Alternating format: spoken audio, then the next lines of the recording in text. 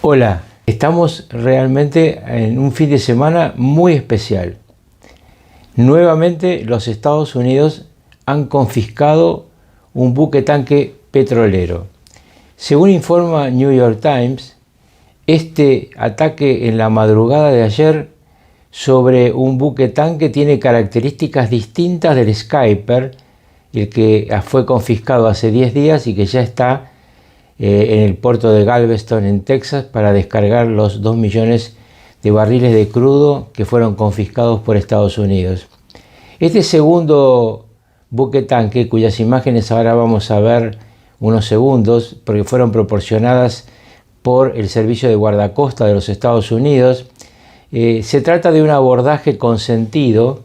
Esto es, el capitán del buque, ante la intimación norteamericana, dejó que llegaran las tropas aerotransportadas y revisaran el buque. El buque está detenido, no se conoce cómo va a seguir la operación. New York Times afirma que no es uno de los que está en la lista dada por Donald Trump y por el Departamento del Tesoro de los Estados Unidos de los 29 buquetanques buscados por piratería.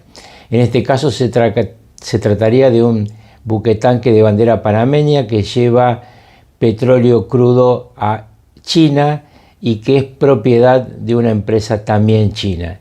Vamos a ver el desarrollo de estos acontecimientos que cambian absolutamente la situación jurídica planteada respecto al Skyper, porque el Skyper sí era un buque pirata, este aparentemente no lo era. New York Times suele tener buena información, tiene muchas fuentes en el gobierno norteamericano, pero también tiene una opinión bastante sesgada en contra de la administración Trump. Veremos cómo sigue este incidente, que es acompañado en toda la noche que estamos dejando atrás y en la madrugada por muchos vuelos de F-18 que salieron del portaaviones Gerald Ford y han entrado y salido del techo aéreo venezolano, produciendo muchísimas intercepciones en el sistema de radares de Venezuela. Nadie sabe todavía si esto es preludio de qué, pero lo cierto es que han interceptado permanentemente los radares de defensa venezolanas. Aclaremos que el buque tanque no iba acompañado, como había prometido el presidente usurpador venezolano, Nicolás Maduro, por la estructura aeronaval venezolana. No se vio ningún buque ni avión de guerra venezolano en esta interceptación que nos cuenta New York Times, pero que ha sido ratificada por Homeland Security del gobierno de los Estados Unidos. El segundo episodio vinculado a este conflicto entre Venezuela, usurpadores, y Donald Trump está muy vinculado a nosotros los argentinos, porque en la cumbre que se realizó del Mercosur, Lula, cuyas palabras ahora también vamos a mostrarles, fue muy defensor de Maduro. Lula pertenece desde hace mucho tiempo, desde el Grupo de Puebla en adelante, a lo que se llama el socialismo del siglo XXI, inspirado en Cuba, pero que tuvo en la Venezuela de Chávez financiamiento y en la Lula el Brasil de Lula liderazgo. Bien, Lula en el Mercosur, en esta reunión, decía esto. Más de 4 décadas después de la Guerra de las Malvinas, el continente suramericano vuelve a estar asombrado por la presencia militar de una potencia extranjera. Se están poniendo a prueba los límites del derecho internacional. Una intervención armada en Venezuela sería una catástrofe humanitaria para el hemisferio y un precedente peligroso para el mundo. Pero no iba a quedar esto en agua de borrajas, porque el presidente argentino Javier Milei, con la frontalidad que le es característica, defendió la acción de Donald Trump en Venezuela y sobre todo hizo una fuerte crítica al narcoterrorista Nicolás Maduro. Veamos sus palabras. Venezuela, suspendida del Mercosur por violar el protocolo de Ushuaia, continúa padeciendo una crisis política, humanitaria y social devastadora. La dictadura atroz e inhumana del narcoterrorista Nicolás Maduro extiende una sombra oscura sobre nuestra región. Este peligro y esta vergüenza no pueden seguir existiendo en el continente o nos terminará arrastrando a todos consigo. La Argentina saluda la presión de los Estados Unidos y Donald Trump para liberar al pueblo venezolano. El tiempo de tener un acercamiento tímido en esta materia se ha agotado. Como ustedes ven, está ardiendo la tensión entre Lula y Milei. Se han convertido en contracaras. Lula es claramente el hombre de China y Rusia en el continente y Milei el hombre de Estados Unidos e Israel. Vamos a ver cómo sigue en términos de geopolítica este curioso ajedrez donde está la región en marcha, en virtud de que, como ustedes recordarán y ya lo informamos acá, el presidente Donald Trump ha tomado lo que se llamó en su momento América para los americanos, la doctrina Monroe del siglo XIX, la ha reformulado con un colorario Trump y está negociando con China y Rusia un reparto del mundo que seguramente se va a concretar, como ya lo he dicho en otro informe, en el próximo abril. En abril habrá una presencia de Trump en Beijing y ahí se cerrarán muchos acuerdos.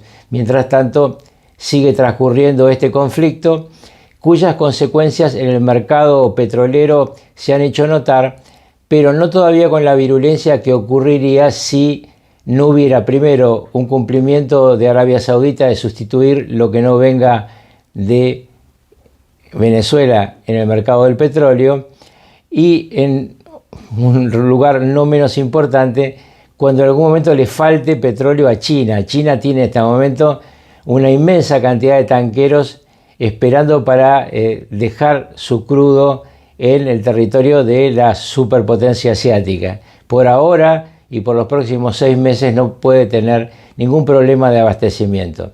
Mientras tanto, habrá que ver cómo se dirime este conflicto, que pasó de ser un conflicto donde se voltean lanchones y se matan narcotraficantes a otro donde se interceptan superpetroleros. Es el segundo, no será el último. Les recuerdo que hay 29 superpetroleros identificados por Estados Unidos como hostiles por ser piratas y violar el embargo del que estamos hablando. Vamos ahora a una situación realmente importante. Ayer, por primera vez en la historia, un secretario de Estado de los Estados Unidos hizo una conferencia de prensa bilingüe. Marco Rubio, que también es el presidente del Consejo de Seguridad Nacional, hizo una conferencia de prensa en inglés y en español. Es decir, aclaró de entrada que aquellos que preguntaran en inglés les iba a contestar en inglés y quienes preguntaran en español les iba a contestar en español. En esa conferencia de prensa, por supuesto, fue duro, muy duro con Nicolás Maduro. Hizo una referencia a España que también fue bastante peyorativa hacia la administración de Pedro Sánchez, pero se dedicó muy fuertemente a Gustavo Petro. Escuchamos una parte de lo que dice. Pero no vamos a permitir que la actuación de un presidente, que al fin su término termina pronto, vaya a dañar la relación que existe entre Estados Unidos y Colombia, una relación muy cerca, una relación que se ha establecido a través de los últimos 50 años, una relación importante comercial, diplomática, militar, de seguridad, uno de los grandes socios y aliados que tenemos en la región. Y lo que queremos, no vamos a permitir que cualquier tipo de problema que existan con un individuo vaya a hacerle daño a esta relación tan importante. Esperemos que en el futuro exista la oportunidad de tener más cooperación a los niveles más altos del gobierno colombiano, pero no vamos tampoco a dañar, o no queremos dañar, a todas las relaciones que tenemos y los enlaces que tenemos, incluso con individuos en el cuerpo legislativo y también con oficiales electos al nivel local, muchísimos alcaldes y de diferentes lugares dentro de Colombia que también tienen muy buena relación con Estados Unidos, y la amplia y estrecha relación que existe entre nuestros pueblos también. Entonces, como ustedes ven, Colombia es, lo hemos dicho muchas veces, la ficha del dominó, como diría Henry Kissinger, que puede empezar a caer detrás de la caída de Nicolás Maduro. Quizá por eso lo defiende tanto Petro a Maduro, salvo cuando Maduro comete la torpeza de darle órdenes a las Fuerzas Armadas colombianas de que lo ayuden. Ahí sí, a Petro no le gustó nada esta actitud de su payasesco vecino. Vamos ahora a otro tema que tiene mucha importancia, que tiene relación con esto. Los Estados Unidos han nombrado nuevo jefe del Comando Sur. Y el nuevo jefe del Comando Sur tiene muchas características que llaman la atención. En primer lugar, es un teniente general del Cuerpo de Marines. Es de la estructura de combate más conocida para los momentos de crisis por parte de los Estados Unidos.